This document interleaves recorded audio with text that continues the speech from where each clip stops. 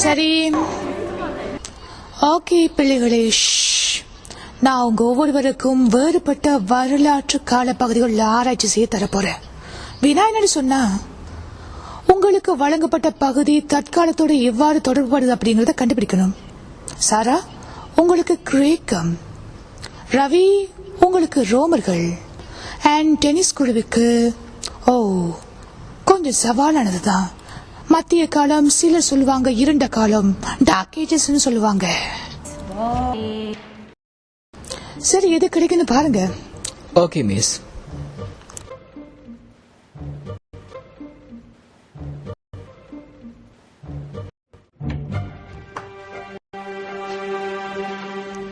இதுதான் லைப்ரரி. அவர்தான் நான் நினைக்கிறேன். உள்ள வரலாமா சார்? இரண்டு காலம் எங்களோட எப்படி தொடர்பு பட்டிருக்கும்? எக்ஸ்கியூஸ் மீ சார், குறுக்கிட்டத்துக்கு மன்னிக்கணும். என்ன வேணும் உங்களுக்கு? எங்களுக்கு தற்காலத்தின் மீதான இரண்டு காலத்தின் தாக்கம் பற்றி அறிந்து கொள்ளணும். அதை விட கேவலமாக பேர் சொன்ன வரலாறு ஒன்று இல்லை. தொடாதீங்க, அது விலை மதிப்பற்றது. தேவையற்ற விடயங்களை உங்களுக்கு சிலர் கட்டத்தாராங்க நான் நினைக்கிறேன். 1000 வருடங்களுக்கு முதல்ல வரலாற்றில் ஒரு கருப்பு புள்ளி. நான் சரிதானே? பாருங்க, நீங்க நினைக்கிறீங்க அது பழைய நாகரிகங்களை கொளுத்திய காட்டு மிராண்டித்தனமான கொள்ளக்கார கும்பலோட நோய், அழிவு, சேற்று குவியலோட தொடர்புபட்டது என்று தானே.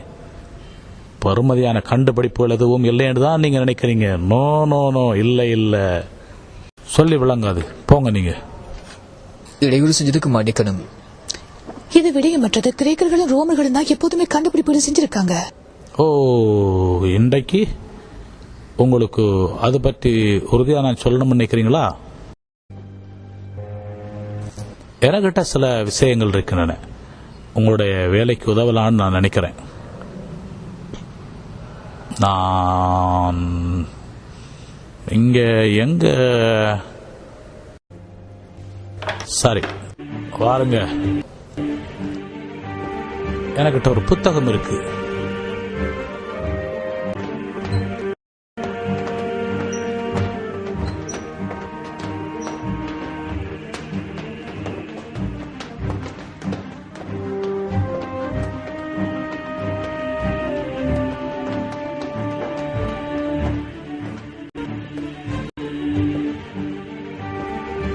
நாம எங்க போறோம்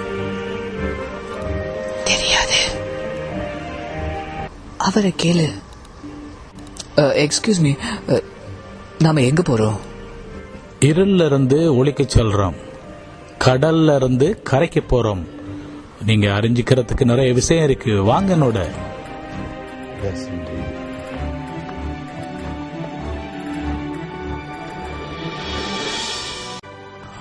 எனக்கு தெரியும் எங்க நான் அதை வச்சேன்.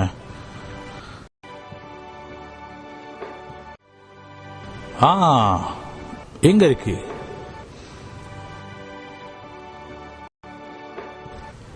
இப்ப பாருங்க என்ன நடக்குதுண்டு.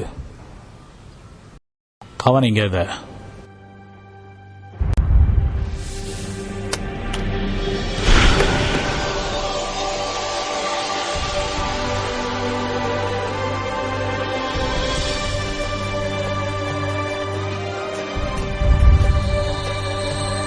எங்கன்னு நம்பவே முடியல.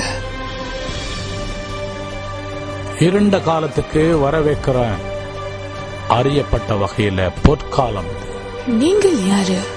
நான் தான் அல் ஜஸீரி, பொறியியலாளர், அற்புதமான கண்டுபிடிப்பாளர்.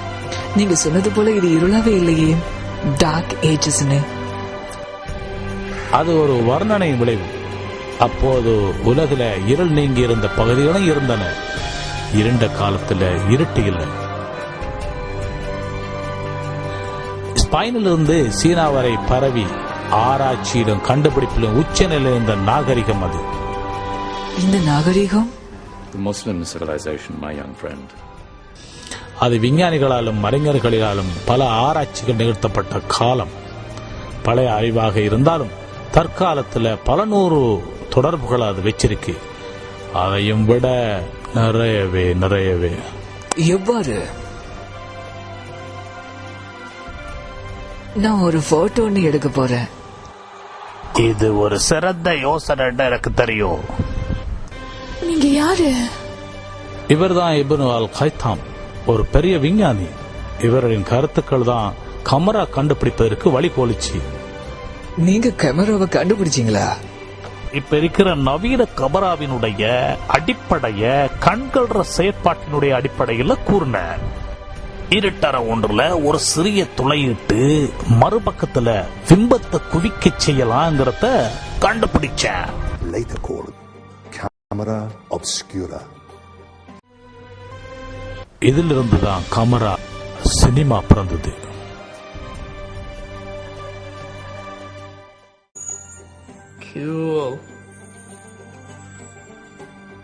மேல பாருங்க, யார் அது? அது எனது நண்பன் அப்பாஸ் இப்னு ஃபர்னாஸ். மனிதனாலும் பறக்க முடியும் என்பதை முதல்ல நம்பினவர், துணிவுடன் நம்பினார். ரைட் சகோதரர்களுக்கு 1000 வருடங்களுக்கு முதல்ல. நீங்க விடுமுறையில ராக்கெட் செய்து விளையாடும் போது இவரைத்தான் ஞாபகம் வரணும் உங்களுக்கு. அப்பாஸ் இப்ன் ஃபர்னாஸ். விமானத்தை உயர்த்த தயார்.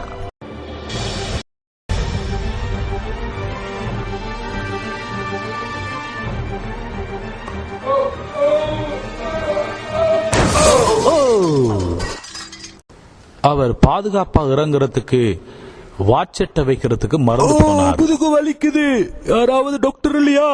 யாராவது என்ன அழைச்சிங்களா? எனது பழைய நண்பர், இவங்களுக்கு உங்களை அறிமுகம் செய்யுங்களேன். நான் அபுல் காசிம் அல் சஹராவி, சத்திர சிகிச்சையின் தந்தை என்று அழைப்பாங்க. நீங்க சத்திர சிகிச்சை செய்வீங்களா? நிறைய செய்த. உண்மையிலே பெரிய பெரிய உபகரணங்கள் எல்லாம் கண்டுபிடிச்ச, அவை இன்னமும் பயன்படுத்தப்படுகிறது. மன்னிக்கவும், நான் இந்த நோயாளியை கவனிக்கணும். சில தையல்கள் போடணும் என்று நினைக்கிறேன். அப்படி கட் தான் சரி. கேட்? இது குடலுடன் சம்பந்தப்பட்டது. உள்காயங்களை தையலிட இது பயன்படுத்தப்படுகிறது. இன்றைக்கும் கூட பயன்படுத்தி கொண்டிருக்காங்க. மன்னிச்சுக்கோங்க, நான் போறேன்.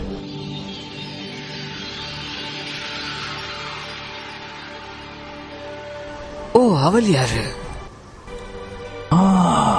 அவர்தான் மரியம் அல் அஸ்ட்ரலபி, முன்னேற்றகரமான அஸ்ட்ரோலாப்ஸ்களை கண்டுபிடிச்சவர். அக்காலத்தில் வாழ்ந்த ஒரு திறமையான பெண். இவர் அஸ்ட்ரோலாப்ஸ் எனும் கருவியை செய்தார். இவர உதவி இல்லாட்டா நாடுகாண் பயணங்கள் நடந்திருக்கவே முடியாது. இவை உடுக்கள் பற்றிய வானவியல் சம்பந்தமான சிறிய தட்டுக்கள். இதன் அடிப்படையிலே கடிகாரம், திசை காட்டி, செயற்கைக்கோள் போன்றன உருவானது. திசைகறி கருவிக்கும் சேட்டலைட் நேவிகேட்டருக்கும் இவரது கண்டுபிடிப்புகள் அடிப்படையா அமைஞ்சன. இவையெல்லாம் பொற்காலத்தின் போதா கண்டுபிடிக்கப்பட்டுச்சு. இன்னும் பல ஆயிரக்கணக்கான கண்டுபிடிப்புகள் இருந்தன எல்லா துறையிலும். இவை பின் மத்திய ஐரோப்பாவிற்கு பரவியது. எனவே இருண்ட காலம் என அதை கூற முடியாது. உங்களை பத்தி சொல்லுங்களேன். நீங்கள் எதை கண்டுபிடித்தீர்கள்? பெரிதா ஒன்றுமில்ல, ஆனாலும் புரட்சிகரமான சில விடயங்களை நான் கண்டுபிடிச்சேன். ஆச்சரியம், வட்ட இயக்கத்தை நேர்கோட்டு இயக்கமாக மாற்ற கருவியை குறிப்பிடலாம். இவை என்ஜின்கள்ல பயன்படும். சுழற்சி இயக்கத்தை நேர்கோட்டு இயக்கமா மாற்ற கருவியை குறிப்பிடலாம். உண்மையில இந்த இயந்திரம் இல்லாம கைத்தொழில் புரட்சியே ஏற்பட்டிருக்க முடியாது. அதுவும் பல 100 ஆண்டுகளுக்கு முதல்ல. நான் அறிஞ்சேன், எனது அற்புதமான கண்டுபிடிப்பு நேரம் குறிப்பிடும் இயந்திரம், எனது பிரசித்தி பெற்ற யான கடிகாரம். இது கடிகாரமா? ஆம், உலகின் பல பாகங்களிலிருந்து பெறப்பட்ட நிறையவே பகுதிகள். இந்தியா, கிரேக்கம், அரேபியா, எகிப்து, சீனா. வாவ், பல நாட்டு பொருட்கள் சேர்ந்த கடிகாரம். விசித்திரமானது.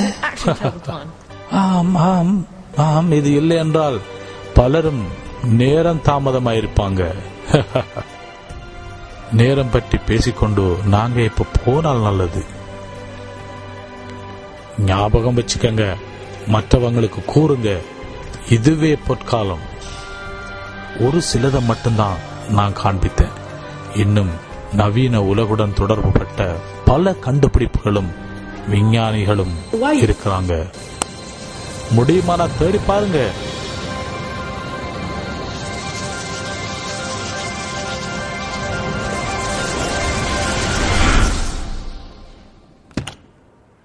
Whoa. Did you? Yeah. அது அவ்வளவு போரிங் இல்ல. வாங்க, நாம தாமதிச்சிட்டோம்.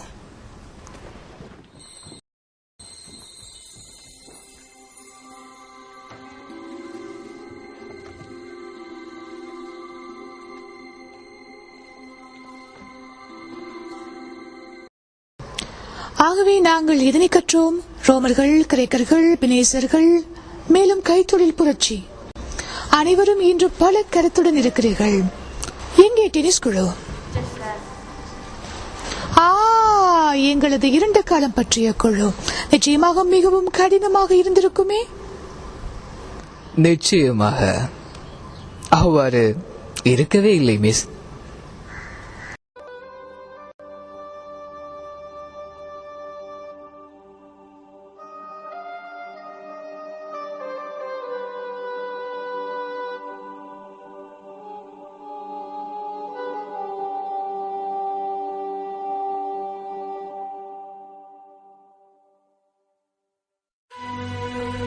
கேவலமாக பெயர் சொன்ன கரவாடு, கேவலமாக பெயர் சொன்ன வரலாறு ஒன்றில்லை.